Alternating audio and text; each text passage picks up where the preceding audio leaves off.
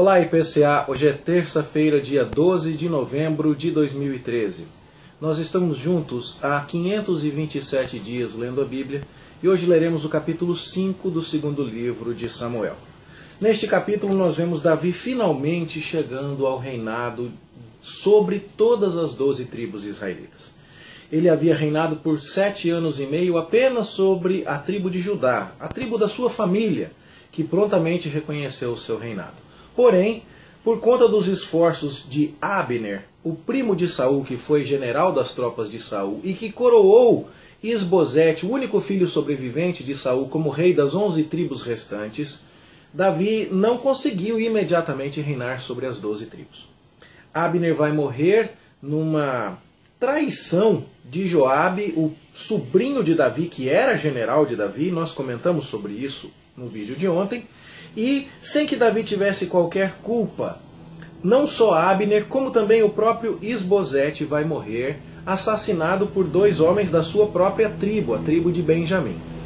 E nisso tudo nós vamos vendo se confirmar aquele resumo que foi apresentado para nós lá no capítulo 3, verso 1, que a casa de Davi ia se fortalecendo e a casa de Saul ia se enfraquecendo. Morreu Isbosete e Davi não tinha culpa nenhuma. Tanto não tinha culpa que ele mandou que os seus assassinos fossem executados. E ainda cortou as mãos e os pés desses homens. Embora essa fosse uma atitude comum naquela época, aqui pode muito bem ter a ideia de que as mãos que feriram Isbosete foram cortadas e os pés que vieram trazer essa notícia, como se estivessem trazendo uma notícia maravilhosa, também foram decepados. Então Davi está em tudo isso livre de qualquer culpa. Os seus inimigos foram todos eliminados e Deus o agora colocava para reinar. Os anciãos de Israel e os líderes, os cabeças das tribos israelitas, se aproximam de Davi e dizem: Davi, você deve reinar sobre nós. E eles apresentam os 3 motivos pelos quais enxergavam Davi como um homem apropriado. Primeiro, ele era do mesmo povo, ele tinha parentesco sanguíneo. Segundo, ele já havia feito entradas e saídas militares na época de Saul, provado a sua liderança militar efetiva. E terceiro, já era sabido que o próprio Senhor tinha dito que ele haveria de apacentar o povo de Israel. Ou seja, Davi tinha a aprovação familiar, a aprovação militar, a aprovação divina. E então, já se apresenta aqui no verso 4 do capítulo 5 uma espécie de sumário sobre o reinado de Davi, que seria uma introdução oficial à narrativa do seu reinado. A idade que ele tinha quando começou a reinar e quanto tempo ele reinou no total. Então, vemos aqui que Davi finalmente se torna o rei. Sua primeira atitude como rei é estrategicamente muito inteligente. Ele vai conquistar a cidade de Jerusalém, que ficava no meio do caminho entre a tribo de Judá e as demais tribos do norte. Era como se fosse uma barreira que separava o povo de Israel, que dificultava a comunicação. E ele então vai conquistar essa cidade, que era uma cidade fortificada, dando mais uma prova da sua qualificação militar e conseguindo um território neutro do qual ele pudesse governar para todos. Ele não vai governar da sua própria tribo para a sua própria tribo. Você não vai ver em Davi aquilo que nós vimos em Saul, quando ele diz assim: homens de Benjamim, por acaso eu não mimo vocês com presentes o suficiente para que vocês não dedurem Davi para mim? E aí Doeg vai dedurar Davi. Você deve se lembrar dessa história. Davi não faz isso. Ele conquista uma capital neutra, com grande valor militar. E nisso, então, ele mostra a sua disposição de governar para todos, mantendo a comunicação entre o sul e o norte e reunindo as tribos em torno de um mesmo ideal, fazendo das 12 tribos um único povo, como sempre foram, embora jamais tenham vivenciado essa experiência de forma completa. E aí, nós vemos, inclusive, a maneira como a conquista da cidade de Jerusalém é realizada. Nós vamos ler um pouquinho mais sobre isso quando falarmos lá no livro das Crônicas, o relato paralelo a essa conquista. Mas Davi vai se fortalecendo e essa é a ênfase aqui em Samuel. O rei de Tiro, que é um importante centro comercial naquela ocasião, e o seu nome era Hirão, ele manda madeira, carpinteiros e pedreiros para construir um palácio para Davi. Isso mostra que o nome de Davi começava a ficar famoso internacionalmente.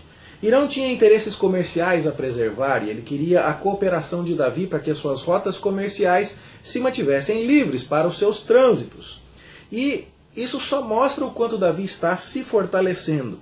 Novamente, o relato dos filhos que vão nascer a Davi agora em Jerusalém propõe ainda mais a ideia de que Davi está se fortalecendo.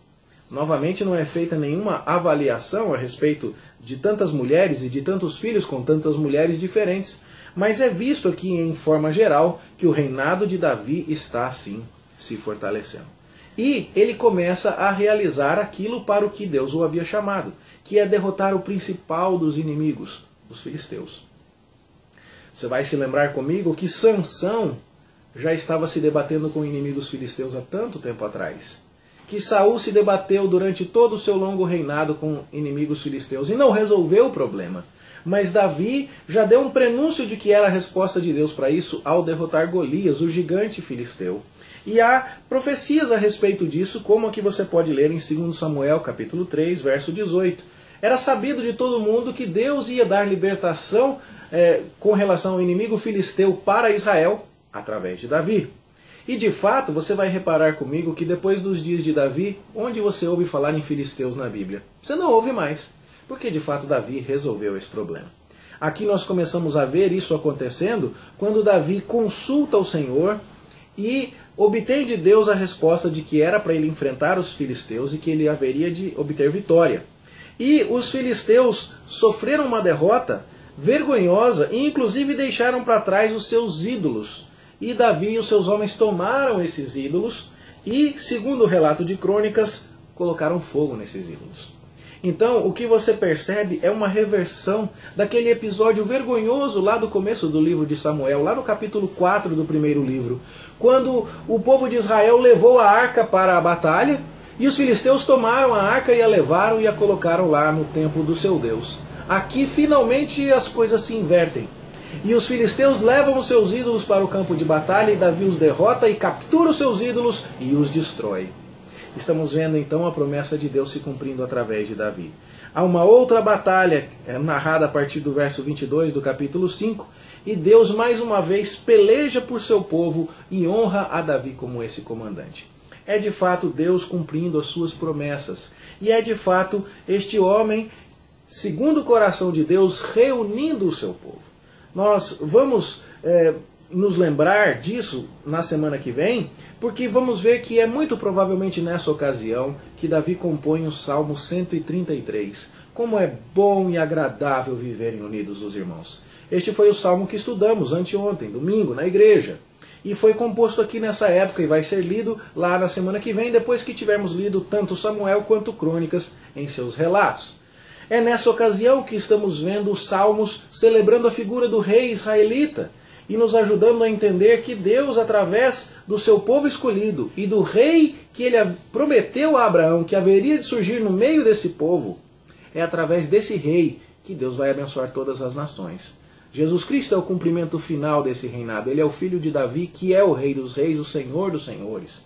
Então, temos ocasião também de ler, na semana que vem, se Deus nos permitir, o Salmo 20, o Salmo 21, salmos que exaltam a figura do rei, como exalta a figura do rei o Salmo de número 2, que já lemos na semana passada e cuja explicação ouvimos com maior detalhe no culto da noite de anteontem. Então, você tem aqui no capítulo 5, para encerrarmos a conversa por hoje, as promessas de Deus se cumprindo. Davi derrotando os filisteus, o povo de Israel reunido, seu reinado sendo reconhecido internacionalmente. E é muito provável que por ocasião da construção de um palácio para Davi, com materiais e com mão de obra enviados por Hirão, que tenha sido nesse contexto que se compôs o Salmo 30, que é um salmo que fala claramente da dedicação da casa. Por isso é que vamos ler o Salmo 30 amanhã, e amanhã daremos mais detalhes sobre como essas coisas se encaixam. Por ora, podemos reconhecer a bênção que é seguirmos o líder que Deus apontou. Um líder qualificado em termos de família, em termos de liderança militar, em termos de aprovação divina.